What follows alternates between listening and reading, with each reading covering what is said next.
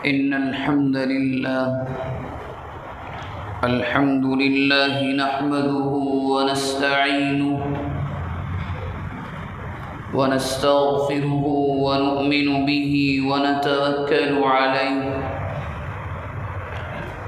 ونعوذ بالله من شرور أنفسنا ومن سيئات أعمالنا من يهده الله فلا مضل له ومن يضلله فلا هادي له ونشهد أن لا إله إلا الله وحده لا شريك له له الخلق والأمر وهو على كل شيء قدير ونشهد أن سيدنا وسندنا ومولانا وحبيبنا وشفيعنا محمدا عبده ورسوله صلى الله عليه وعلى آله وأهل بيته وأزواجه وأصحابه وذريته وبارك وسلم تسليما كثيرا كثيرا. أما بعد فأعوذ بالله من الشيطان الرجيم. بسم الله الرحمن الرحيم.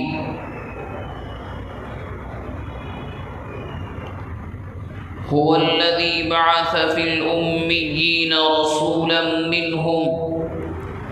يتلو عليهم آياته ويزكيهم ويعلمهم الكتاب والحكمة. وقال سبحانه وتعالى: محمد رسول الله والذين معه أشداء على الكفار رحماء بينهم تراهم ركعا سجدا يبتغون فضلا من الله ورضوانا. صدق الله العظيم وصدق رسوله النبي الكريم ونحن على ذلك لمن الشاهدين والشاكرين والحمد لله رب العالمين. اللهم صل على محمد النبي الأمي وعلى آله وسلم تسليما. اللهم صل على محمد النبي الأمي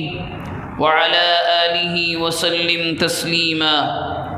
اللهم صل على محمد النبي الأمي وعلى آله وسلم تسليما.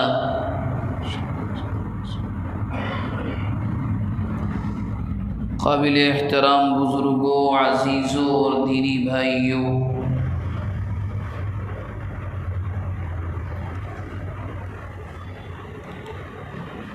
آج رجب المرجب کی 25 تاریخ ہے اور یہ اس مہینے کا آخری ہفتہ ہے اور ہجری مہینوں کے اعتبار سے، ہجری کیلنڈر کے لحاظ سے رجب کا مہینہ رمضان سے 2 مہینے پہلے آتا ہے اور اس کے بعد شعبان اور اس کے بعد رمضان کا نمبر آتا ہے۔ رمضان کی آمد میں بھی 1 مہینہ اور چند ایام ہی باقی ہیں اور ہمارے یہاں سیرت النبی صلی اللہ علیہ وسلم کا جو سلسلہ چل رہا ہے اس کا 19واں جمعہ ہے۔ چونکہ یہ سلسلہ ایک لمبا چوڑا سلسلہ ہے اور اس کو پورا کرنے کے لیے وقت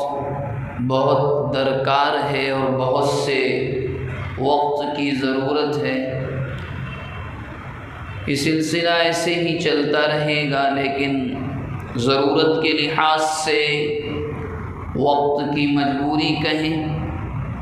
تو اس مضمون کو کسی نہ کسی جا کر کے روکنا پڑے گا۔ بہرحال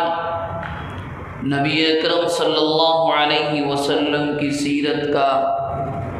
مکی پہلو اور مکی دور ہمارے سامنے چل رہا ہے، اور اسی کے تعلق سے سابقہ جمعے میں بھی باتیں آئیں، اور اسی کو انشاءاللہ آج بھی آگے کی طرف بڑھانے کا ارادہ ہے۔ نبی اکرم صلی اللہ علیہ وسلم نے جب اپنی دعوت کو عام کر دیا، پھیلا دیا، سب کے سامنے یہ بات کھل کر آ گئی کہ محمد الرسول اللہ ایک نیا دین لے کر آئے ہیں، اور آپ نے تمام لوگوں کو اس بات کی دعوت دی کہ لوگوں ایک اللہ کو مان لو، دوسروں کو چھوڑ دو، کامیاب ہو جاؤ گے۔ تو مخالفت کا دور شروع ہوا۔ جب بات نہیں بنی، ستایا گیا، تکالیف پہنچائی گئیں، آزمائشیں ہوئیں، اور اس کے بعد ایک دور آیا جس کا تذکرہ سابقہ ہفتے بھی تھا، مصالحت کا، کمپرومائز کا۔ لیکن آپ صلی اللہ علیہ وسلم نے سیدھا سا اور آسان سا جواب دیا، جس کو قرآن مجید نے اپنے الفاظ میں یوں کہا ہے کہ قُلْ يَا أَيُّهَا الْكَافِرُونَ لَا أَعْبُدُ مَا تَعْبُدُونَ وَلَا أَنْتُمْ عَابِدُونَ مَا أَعْبُدُ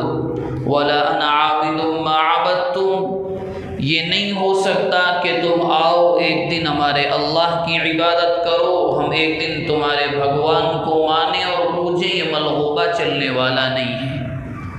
اللہ کے نبی نے صاف کہہ دیا، تمہارے راستے پر، ہم ہمارے راستے پر، اور ہمارے یہاں مسئلہ صاف ہے کہ ان الدین عند اللہ الاسلام۔ اس مذہب کے ساتھ کوئی اور مذہب نہیں چل سکتا۔ کوئی انسان اگر دو پر عمل کرنے لگے، کرنا چاہے، تو قرآن مجید نے صاف کر دیا وَمَن يَبْتَغِ غَيْرَ الْإِسْلَامِ دِينًا فَلَن يُقْبَلَ مِنْهُ، قابل قبول آپ کی زندگی کے اعمال نہیں ہوں گے۔ یہ تمام چیزیں ہوئیں، اللہ کے نبی کو ایک سے ایک آفر دیے گئے، لالچ دیے گئے، جھکانے کی کوششیں ہوئیں، مان جائیں، یہ ہو گیا ہے، مکہ مکرمہ کا ماحول خراب ہے، بہت سی چیزوں کے ذریعے سے ابو جہل نے اور مکے کے دوسرے سرداروں نے اللہ کے نبی علیہ الصلاۃ والسلام نے بات کو رکھا۔ آپ نے صاف کر دیا یہ قابل قبول نہیں ہے، ہم آپ کے سامنے ایک مذہب کی دعوت رکھ رہے ہیں، ہم آپ سے کہہ رہے ہیں کہ ان معبودان باطلہ، جن پتھروں کو تم نے اپنے خدا بنا لیا ہے، ان کو چھوڑ دو۔ انہوں نے کہا کہ محمد تم ہمارے معبودوں کو، ہمارے خداؤں کو گالیاں دیتے ہو۔ اللہ کے نبی نے کہا اگر جھوٹ کو جھوٹ بولنا گالی یہ آپ سمجھ رہے ہیں، اور ہمارا یہ کہنا کہ تمہارا ان کے سامنے جھکنا غلط ہے، اگر یہ گالی ہے تو یہ تمہاری سمجھ کا پھیر ہے، تمہارے سمجھنے کا طریقہ غلط ہے۔ ہم تو اتنا کہہ رہے ہیں کہ جو حقیقی معبود ہے، جو سچا خدا ہے، جس نے پوری کائنات کو بنایا ہے، اس کے سامنے جھکو، اس کی عبادت کرو۔ یہ دور چلتا رہا۔ اللہ کے نبی نے صاف جب کر دیا تو ابو جہل نے اپنے سرداروں کے ساتھ ایک مشورہ اور میٹنگ پھر بلائی، اور دارالندوہ میں مشورہ کیا گیا کہ کیا کیا جائے۔ اب لوگ روزانہ اسلام لا رہے ہیں، اور حالت یہ ہو گئی تھی کہ مکہ مکرمہ میں رہنے والے مسلمانوں کی تعداد 70 پہنچ چکی تھی، اور جن لوگوں نے مجبوری کی حالت میں ملک حبشہ کی جانب ہجرت کی تھی، وہاں پر 80 سے زائد لوگ موجود تھے۔ اس تعداد کو دیکھ کر ابو جہل نے یوں کہا کہ مسئلہ تو سمجھ سے باہر ہے، کوئی نہ کوئی روزانہ محمد کے مذہب میں داخل ہو جاتا ہے، ہماری جمعیت کو روزانہ کوئی نہ کوئی چھوٹا یا بڑا نقصان پہنچتا ہے، کچھ نہ کچھ تو کرنا چاہیے۔ تو اس ظالم نے دوسرے سرداران مکہ کے ساتھ مل کر ایک معاہدہ کیا اور سب کو اس بات پر تیار کیا کہ مقاطعہ کیا جائے، یعنی کمپلیٹ بائیکاٹ۔ اور مقاطعہ اور بائیکاٹ آسان سا نہیں کہ ہم آپ سے نہیں بولیں گے بس بات ختم ہو گئی، نہیں، باقاعدہ مکہ مکرمہ کے جو ابو طالب کے سرداری کے نیچے آنے والے 4 قبیلوں کو چھوڑ کر بنو عبد مناف، بنو ہاشم، بنو عبد المطلب اور ایک قبیلہ اور تھا، 4 کے علاوہ تمام مکے نے یہ معاہدہ کر لیا اور اس پر جم گئے کہ جو محمد کے ساتھ ہوگا اس کا کمپلیٹ بائیکاٹ کیا جائے گا۔ اور ایسا بائیکاٹ، ایسا مقاطعہ، ایسی لا تعلقی کہ باقاعدہ پہلے ایک معاہدہ بنایا گیا، ایک اعلان بنایا گیا، اس پر تمام چیزیں لکھی گئیں اور اس کو کعبۃ اللہ کے اندر لٹکایا گیا، چونکہ اس زمانے کی نشانی یہ تھی کہ جو چیز لکھ کر کعبۃ اللہ میں لٹکا دی جائے اس کی اہمیت بہت زیادہ تھی، اس سے اوپر کسی چیز کی اہمیت نہیں تھی۔ اس میں یہاں تک تھا ان 4 قبیلوں کے اندر نہ تو لڑکی دی جائے گی، یعنی نہ تو نکاح کیا جائے گا، نہ ان کی بچی کو بیاہ کر اپنے خاندان میں لایا جائے گا، نہ تجارتی تعلقات ہوں گے، نہ سلام و کلام ہوگا، کچھ بھی نہیں، ہمدردیاں تمام کی تمام ختم کر دی گئی۔ اور حالات یہ آئے کہ ابو طالب جو گرچہ مسلمان نہیں ہوئے تھے لیکن مشورہ کیا، قبیلے کو بلایا، 4 قبیلوں کو کیا کرنا چاہیے، تمام نے کہا اس معاملے میں ہم آپ کے ساتھ ہیں، کوئی محمد کے مذہب کو نہ مانے، ایمان قبول نہ کرے، یہ اس کی اپنی مرضی ہے، یہ اس کا اپنا فیصلہ ہے، لیکن ابو جہل اور اس کے ساتھ مل کر سرداروں نے جو فیصلہ کیا ہے وہ انسانیت کے خلاف ہے۔ کوئی اگر کسی کی بات کو نہ مانے تو اس کا مطلب یہ تو نہیں ہوتا کہ اس کا آپ کھانا پانی بند کر دیں۔ تمام نے فیصلہ کیا 4 قبیلے ایک ساتھ رہیں گے، کوئی تعلق رکھے نہ رکھے کوئی مطلب نہیں۔ اور ایک زمانہ ہوا آیا جب مکہ مکرمہ میں اللہ کے نبی اور ان کے ماننے والوں اور ان کے ساتھ ساتھ ان کے قبیلے والوں کا جب یہ بائیکاٹ ہوا، مقاطعہ ہوا، تو ابو طالب اپنے لوگوں کو لے کر ایک گھاٹی میں چلے گئے اور وہاں پر سالوں کی مدت گزاری، جس کا نام آپ کے وہاں رہنے یعنی ابو طالب کے وہاں رہنے سے شعب ابی طالب پڑ گیا۔ ابو طالب کی گھاٹی آج بھی وہ مقام موجود ہے اور یہ وہاں چلے گئے اور حالات ایسے ہو گئے تھے کہ وہاں کے رہنے والے صحابہ کرام بیان کرتے ہیں کہ کھانے کی چیزیں ختم ہو چکی تھیں، چونکہ جو بھی قافلہ آتا دوسرے ملک سے، دوسرے شہروں سے مکہ مکرمہ میں تجارت کرنے کے لیے، تو ابو جہل اور اس کے لوگ صاف کر دیتے تم کیا بیچنے آئے ہو۔ وہ کہتے آٹے کے اس وزن کا بھاؤ 100 درہم ہے، یہ ظالم کہتے تھے ہم 200 دیں گے مگر آپ ابو طالب کے قبیلے کو نہیں بیچو گے۔ کوئی بھی تجارت کرنے کے لیے آتا، ابو جہل نے مکمل ناکہ بندی کر رکھی تھی، اور یہاں تک کوئی اگر اپنے گھر میں بنا کر کسی کے رشتہ دار جو اللہ کے نبی کے ساتھی ہیں ان کو کرنے کے لیے جاتا تو راستے میں پکڑ کر وہ مارتا اور کھانا چھین لیا جاتا۔ تم ہمارے دشمنوں کو مدد کر رہے ہو، ابو جہل یہ کہتا تھا، تم ہمارے مخالفین کے ساتھ ہمدردی رکھتے ہو، یہ کیا ہے؟ ہم نے جب مکمل بائیکاٹ کر دیا کوئی مطلب نہیں ہے، ابو طالب اس کے ساتھ چلے گئے ہیں، گرچہ وہ سردار ہیں، مگر محمد کا ساتھ چھوڑ کر آئیں تو ہم ان کو اپنا لیں گے۔ اور ایسا سخت بائیکاٹ کہ بعض روایات کے اندر آتا ہے کہ جو اونٹ کو ذبح کرنے کے بعد اس کو چھوڑ دیا جاتا تھا، یہاں تک بیان کرتے ہیں صحابہ کرام کہ ہم نے اونٹوں کی چمڑیوں کو صاف کر کے ابال کر اس کا شوربہ بھی پیا ہے، مجبوری کی بنیاد پر۔ اور حالات یہاں تک آئے کہ عورتوں نے اپنے بچوں کو کھانا نہ ہونے کی وجہ سے دودھ پلانا بند کر دیا۔ ماں کے سینے میں دودھ نہیں ہے تو بچے کو غذا کہاں سے جائے گی؟ اور بچوں کی حالت بیکار، مگر ظالموں کو ترس نہیں آتا۔ لیکن ابو طالب نے طے کیا تھا کچھ بھی ہو جائے، محمد کی بات کو میں نے نہیں مانا، کوئی مانے یا نہ مانے، مگر یہ فیصلہ جو کیا گیا اور کعبۃ اللہ کے اندر لٹکایا گیا یہ انسانیت کے خلاف ہے۔ یہ بائیکاٹ چلتا رہا۔ ایک شخص ہیں بہت بڑے سردار حکیم ابن حزام، جو بڑے زمانے بعد اپنے بڑھاپے میں ایمان لے کر آئے، اس زمانے میں مسلمان نہیں ہوئے تھے۔ انہوں نے کچھ کھانا تیار کیا، اپنے گھر میں مشورہ کیا، جو کچھ ہو رہا ہے میں بھی سردار ہوں، اگر ہم بھی خاموش رہیں تو یہ انسانیت کے خلاف ہے۔ انہوں نے کچھ کھانا پینا تیار کیا، لے کر چلے۔ راستے میں ابو جہل کہاں لے کر جا رہے ہیں؟ کس کے پاس؟ انہوں نے کہا یہ میرا معاملہ ہے، تم کون ہوتے ہو پوچھنے والے؟ تمہارا اس سے کوئی مسئلہ نہیں، میں کہیں بھی لے کر جاؤں، کسی کو کھلاؤں، کسی کا پیٹ بھروں یا نہ بھروں، میرا مسئلہ ہے، تم کون ہوتے ہو روکنے والے؟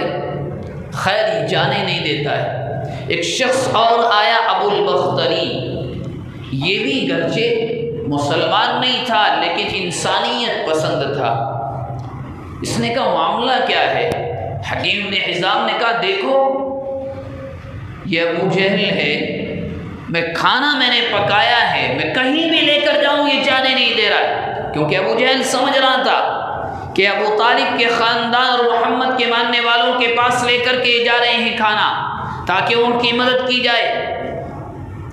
تو ابو حکیم ابن حزام نے کہا میری مرضی۔ ابو البختری نے کہا ابو جہل بات صحیح ہے، ان کی مرضی ہے، کچھ بھی لے کر جائیں، راشن، پانی، غلہ بنا کر کے کھانا، روٹیاں، چاول، کچھ بھی، تم کون ہوتے ہو روکنے والے؟ خیر ابو جہل وہاں اکیلا پڑ گیا، لے کر کے چلے گئے۔ اب یہاں سے ایک مسئلہ پیدا ہوا۔ حکیم ابن حزام نے ابو البختری کو بلایا، ایک شخص کو اور بلایا اور یہ کہا کہ ہم نے مانا کہ گرچہ محمد نے ایک نئے مذہب کی دعوت دی ہے، مگر آپ یہ تو سوچیں کوئی مانے یا نہ مانے یہ اس کا اپنا فیصلہ، لیکن ایک انسان کے اس بنیاد پر کہ اس نے قرآن مجید نے اس بات کو ذکر کیا ہے کہ انسان آ کر کے اس بات کی دعوت دیتا ہے کہ اس مذہب کو مانو، میں اللہ کا نبی ہوں، اور تم ان کے لوگوں کو مارتے ہو، ان کا بائیکاٹ کر دیتے ہو، ان سے تجارت نہیں کرتے، ان سے بزنس نہیں کرتے، ان سے مکمل لا تعلقی کر دیتے ہو۔ قرآن اپنے الفاظ میں کہتا ہے اتقتلون رجلا ان یقول ربی اللہ، کیا تم ایک انسان کو اس بنیاد پر مار دیتے ہو، اس کی جان کے پیچھے پڑ جاتے ہو، تو کیوں؟ کیونکہ وہ کہہ رہا ہے کہ میرا رب تو اللہ ہے۔ حکیم ابن حزام نے، دو تین لوگوں نے آپس میں کہا یہ انسانیت کے خلاف فیصلہ ہے، کوئی مانے یا نہ مانے اس کا اپنا مسئلہ، لیکن ہمارے رشتہ دار وہ جن کا بائیکاٹ کیا گیا ہے، جن سے لا تعلقی کی گئی ہے، وہ ہمارے اپنے ہیں، کسی کی بیٹی ان کی یہاں ہے، کسی کے یہاں دوسرے کی بیٹی، رشتہ داریاں ہیں، مگر یہ کیا ہے کہ چند بیوقوفوں نے مل کر فیصلہ لکھ کر لٹکا دیا اور لوگوں نے مان لیا ہم اس کو نہیں مانیں گے۔ اب انہوں نے ایک آدمی پر کھڑا ہوا، دوسرا کھڑا ہوا، یہ کل مل کر 5 یا 6 لوگ ہو گئے۔ انہوں نے فیصلہ کیا کہ اس کو ختم کرانا ہے، اس جو معاہدہ کر رکھا ہے، اور ابو طالب کے خاندان سے، بنو عبد مناف سے، بنو ہاشم سے جو لا تعلقی ابو جہل نے کرائی اس کو ختم کرنا ہے۔ یہ لوگ گئے، ابو جہل اپنے سرداروں کے ساتھ، اپنے حواریوں کے ساتھ بیٹھا ہے کعبۃ اللہ میں، دار الندوہ میں۔ وہاں جا کر کے حکیم ابن حزام نے کہا تم نے جو کر رکھا ہے کیا یہ صحیح ہے؟ کیا انسانیت دوست فیصلہ ہے؟ کیا اس کو انسانیت کہا جاتا ہے؟ تو ابو جہل کھڑا ہوا، ان کی جانب سے ابو المختاری کھڑا، ابو جہل خاموش رہو، صرف تم سردار نہیں ہو مکہ مکرمہ میں، ہم بھی اپنے قبیلے کے سردار ہیں۔ اس کی جانب سے دو کھڑے ہوئے، ادھر سے دو کھڑے ہوئے۔ جب ابا حکیم ابن حزام کی جانب سے 5 سردار کھڑے ہو کر بولنے لگے تو ابو جہل نے سوچا کہ ابھی تو ہم نے 1-2 سال ہوئے ہیں لا تعلقی کی ہے، بائیکاٹ کیا ہے، یہ تو ایسا لگتا ہے کہ ہماری چال ہمارے خلاف ہو جائے گی، یہ قبیلے آپس میں تلوار کھینچ لیں گے، یہاں تو جنگ ہو جائے گی۔ خیر یہ 5 لوگ گئے، کعبۃ اللہ کا دروازہ کھولا، اور کھولنے کے بعد یہ اس ارادے سے گئے تھے کہ جو معاہدہ لکھ کر محمد ان کے ماننے والوں کا بائیکاٹ کر رکھا ہے اس کو پھاڑیں گے، مگر جب گئے اور جا کر کے دیکھا تو اس تختی کو جس پر وہ لکھا گیا تو اس کو دیمک کھا چکی ہے۔ تو حکیم ابن حزام لے کر آئے اور ابو جہل سے کہا دیکھو انسان تو کیا غیر انسان بھی اس کو پسند نہیں کرتے جو تم نے کیا ہے۔ خیر یہ معاہدہ ختم ہو گیا اور وہ آپس میں ملنے جلنے لگے، دعوت کا کام ایسے ہی چلتا رہا۔ اب اللہ کے نبی علیہ السلام نے سوچا اور پلان کرنے کی تیاریاں ہیں کہ ہم نے دعوت کو مکہ مکرمہ کے اندر رکھا ہے، اب ایسا کرتے ہیں کہ باہر کے قبیلوں کو بھی بتلاتے ہیں کہ ہم کیا مذہب لے کر آئے ہیں، میں کیا ہوں، میں اپنے بارے میں لوگوں کو بتلاؤں، اسلام کے بارے میں بتلاؤں۔ یہ سوچا، یہی وہ سال ہے جو اللہ کے نبی پر غموں کا پہاڑ بن کر ٹوٹا ہے۔ اسی سال میں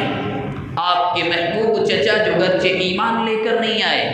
ابو طالب کا انتقال ہوا ہے، اور جب موت کا وقت قریب آیا تو اللہ کے نبی بڑی تمنا لیے ہوئے گئے اور اللہ کے نبی نے کہا قل کلمۃ احاج بها عند اللہ، پیارے چچا یہ کلمہ کہہ لیں، کل قیامت کے دن آپ کا بھتیجا آپ کے ایمان کی گواہی دے گا اور میں اللہ کے سامنے دلیل پیش کروں گا۔ میرے چچا نے کلمہ پڑھا،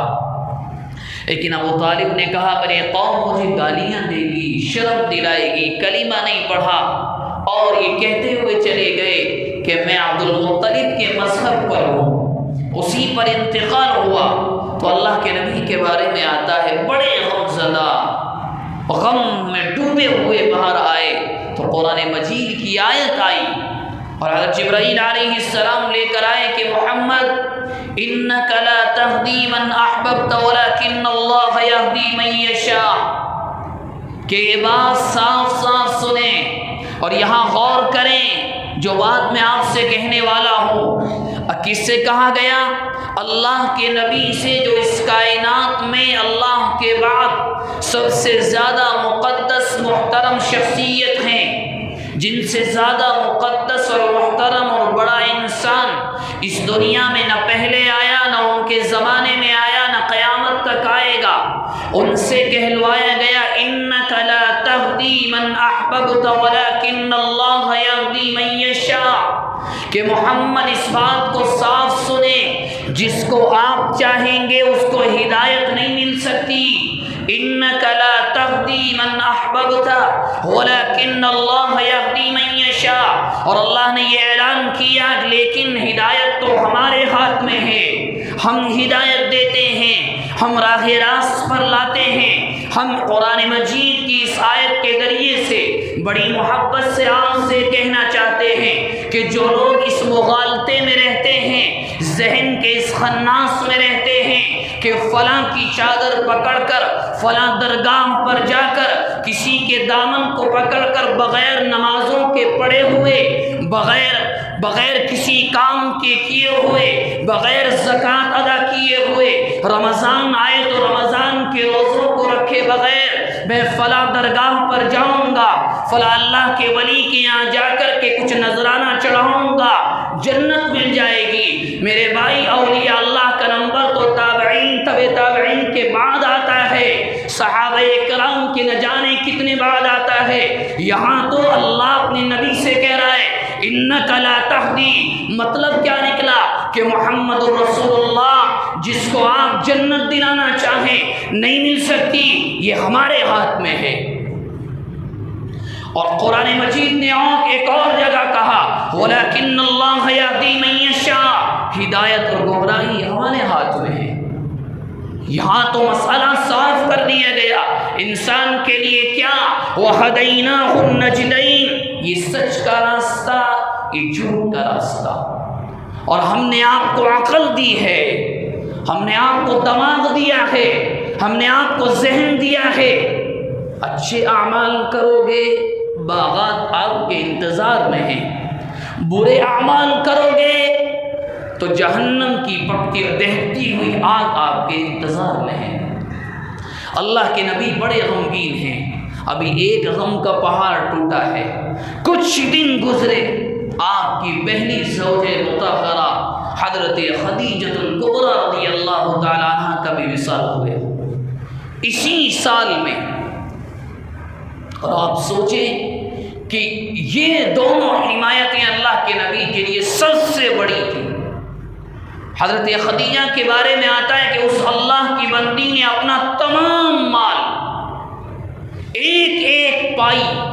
اپنے مال کا ذرہ ذرہ اللہ کے نبی پر نچھاور کر دیا۔ سب کچھ، مکہ مکرمہ کی سب سے بڑی مالدار خاتون، جن کے نکاح کے لیے بڑے بڑے سردار ترستے اور تڑپتے تھے، پیغام پر پیغام آتے تھے، مگر اس اللہ کی بندی نے اپنے تیسرے نکاح کے لیے محمد الرسول اللہ کو چنا،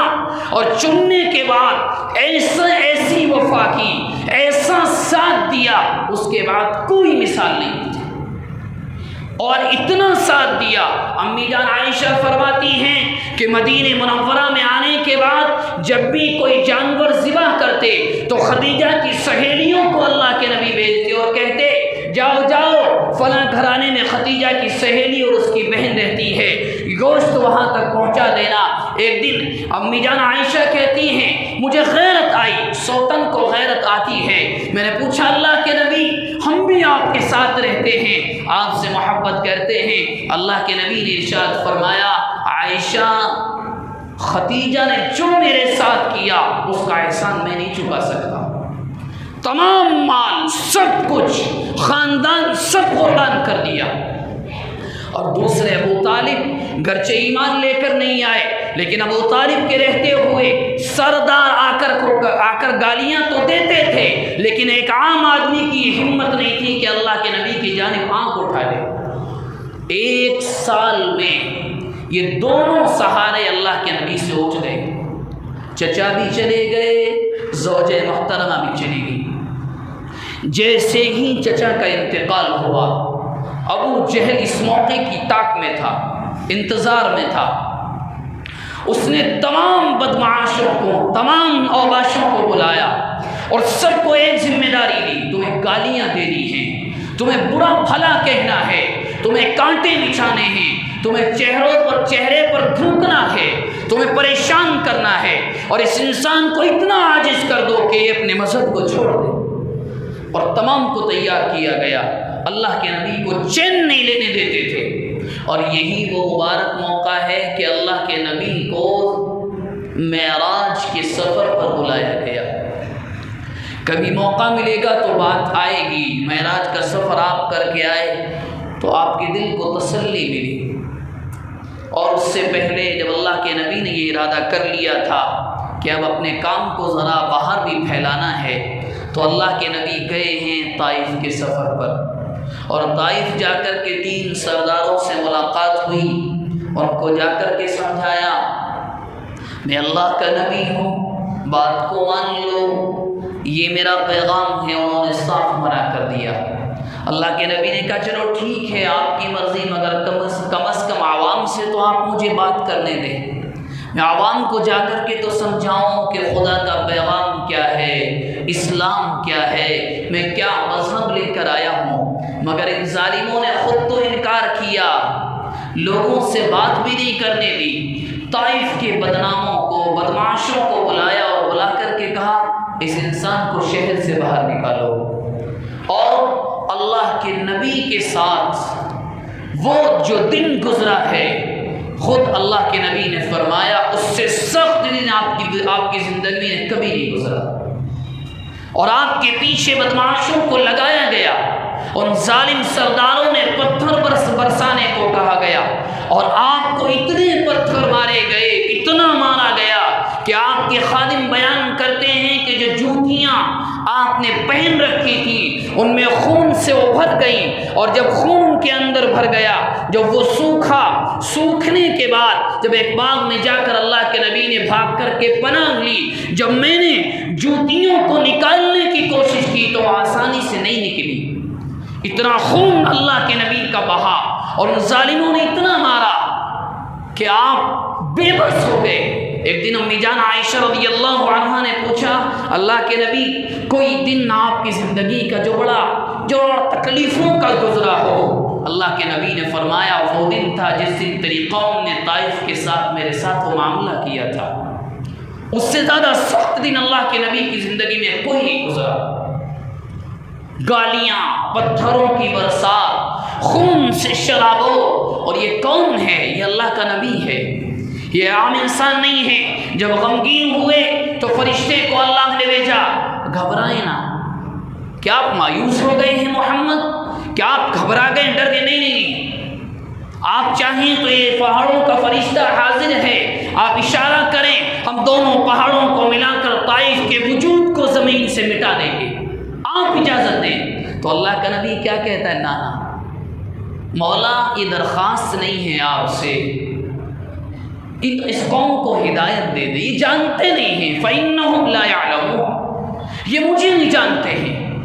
یہ میرے بارے میں نہیں جانتے، میرے پیغام کو نہیں جانتے۔ اور اس موقع پر وہ تاریخی الفاظ آپ نے کہے، اللہم الیک اشکو ضعف قوتی وقلت حیلتی وہوانی علی الناس یا ارحم الراحمین۔ اللہ کے نبی رو رہے ہیں، دعا مانگ رہے ہیں، ان کو تباہ مت کرنا، ہو سکتا ہے ان کی نسلوں سے، ان کی یہ نہیں، ان کی نسلیں ایمان لے کر آئیں گی، اور حالت کیا ہے؟ خود کے کپڑے خون میں شرابور ہیں۔ اس واقعے کو ذرا آپ ایک طرف رکھیں، ذرا سا ایک طرف رکھیں، اور اپنی زندگی کا جائزہ لیں کہ جب اللہ کے نبی کو اللہ کی جانب سے یہ آفر ملا، آپ صرف اشارہ کر دیں،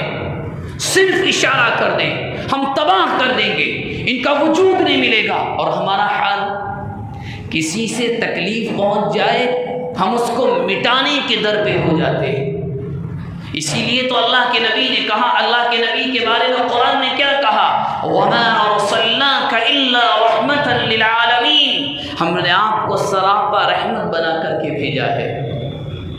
ایک طرف ہمارے نبی کا کیریکٹر اور آپ کا جو کردار ہے وہ ہمارے سامنے یہ ہے، معاف کر دو، معاف کر دو، معاف کرنا بہتر ہے۔ اللہ غصے کو دبانے والے، پینے والے کو پسند فرماتے ہیں، اور ہماری حالت آج کے زمانے میں کسی نے اگر جان بوجھ کر کے غلطی نہ بھی کی ہو، کسی سے انجانے میں غلطی ہو گئی ہو، لوگ ہاتھ دھو کر پیچھے پڑ جاتے ہیں، اس کی عزتوں کے کپڑے اتار دیے جاتے ہیں، اس کو برسر عام ننگا کر دیا جاتا ہے۔ وہ تو کیا، مجھے آگے بڑھ کر کہنے دیں، لوگ ایک انسان کی غلطی کو اٹھا کر اس کی ماں بہنوں کو آج برسر عام بدنام کرتے ہیں، برسر عام۔ ارے یہ ان کی تو بچی نے وہ کیا ہے، یہ ان کا نکاح تو وہاں سے ہوا، یہ کیا ہے؟ صرف ایک غلطی کو اٹھا کر اس کو اتنا نیچا دکھایا جاتا ہے کہ وہ انسان عام گلیوں سے نکلنا بند کر دیتا ہے۔ یہ ہمارے آپس کے تعلقات ہیں، اور یہ غیروں کے نہیں، بھائی بھائی کے ساتھ ہی معاملہ کر رہا ہے، چھوٹا بھائی بڑے کے ساتھ ہی معاملہ کر رہا ہے، پڑوسی کے ساتھ۔ یہ ان کی تو بچے ان کی بات نہیں مانتے، یہ ان کی تو بیوی ان کی بات نہیں مانتی، یہ ان کی بچی نے تو فلاں قدم اٹھایا، ہم نے ان کی عورتوں کو ایسے دیکھا ہے۔ میرے بھائی ہمارے نبی کا جو کردار ہے، جو کریکٹر ہے، وہ یہ بتلاتا ہے خدا کے بندو اگر کسی کی غلطی معلوم ہو جائے چھپاؤ، آپ یہاں چھپائیں گے کل قیامت کے دن اللہ آپ کے گناہوں کو چھپائے گا۔ اور ہمارے یہاں سب سے بہترین کوالٹی، سب سے بہترین آدمی اس کو سمجھا جاتا ہے جس کے اندر یہ کوالٹی، یہ صفت ہو کہ جو دوسروں کی عزتوں کو برسر عام نیلام کرے۔ آئیں باقاعدہ وہ اپنی حرکتوں سے بتلاتے ہیں، آئیں ہم بتلائیں گے کس شخص کے بارے میں آپ کو جاننا ہے۔ اور بعض لوگ تو آپ کو شاید عجیب لگے، محلے کی ریڈیو بنے پھرتے ہیں کہ یہاں سے بھی کلیکٹ کیا، یہاں سے بھی اٹھایا، اس گھر کی باتوں کو بھی لیا، چوری چھپے جاسوسی کی، تجسس کیا، پھر ان خبروں کو جا کر چائے کے نکڑ پر بیٹھ کر 2 کپ سیپ لی چائے کے کپ کی، اور اس کے بعد تمام کے سامنے بیان کیا۔ مجھ سے پوچھو ہم بتلائیں گے کہ لوگ اپنی زبانوں سے کہتے ہیں، حالانکہ قرآن مجید نے 26ویں پارے میں صاف کہا ہے یہ مت کرو، یہ مت کرو، یہ مت کرو۔ آپ تصور کریں ہم بڑے آزادانہ طور پر دوسرے کی غلطیوں کو، اور یہ دین کی دعوت کے ساتھ نہیں ہوتا، یہ عام دنیا کی مثال آپ کے سامنے پیش کر رہا ہوں۔ ہم جب دوسروں کی بتلاتے ہیں، آپ تصور کریں اگر غیب سے آواز آئے اور نام لیا جائے فلاں ابن فلاں، جو فلاں کے بیٹے ہیں، جن کا خاندان یہ ہے، انہوں نے آج یہ گناہ کیا ہے، کیا ہم کسی کو منہ دکھا سکیں گے؟ اس اللہ کا کتنا بڑا احسان ہے کہ تمام گناہ چھپے رہتے ہیں، وہ چھپاتا رہتا ہے، وہ ستار ہے۔ لیکن جب انسان نہیں مانتے اور حسد کی آگ میں داخل ہونے کے بعد، حسد کی آگ میں جا کر کے وہ دوسروں کے لیے گڑھے کھودتے ہیں، تو پھر اللہ ان کو وہ دکھاتے ہیں جو وہ دوسروں کے ساتھ کرتے ہیں۔ تو میرے بھائی طائف کا واقعہ جہاں اپنے اندر بہت سے سبق لیے ہوئے ہیں، ایک اہم پیغام بھی یہ ہے کہ اپنے خواہشات کی نہ مان کر دوسروں کے بارے میں اول فول نہ کہا کریں، آپ کو معلوم بھی ہو جائے، اور اگر کسی کو سمجھانا بھی مقصد ہو، آہستہ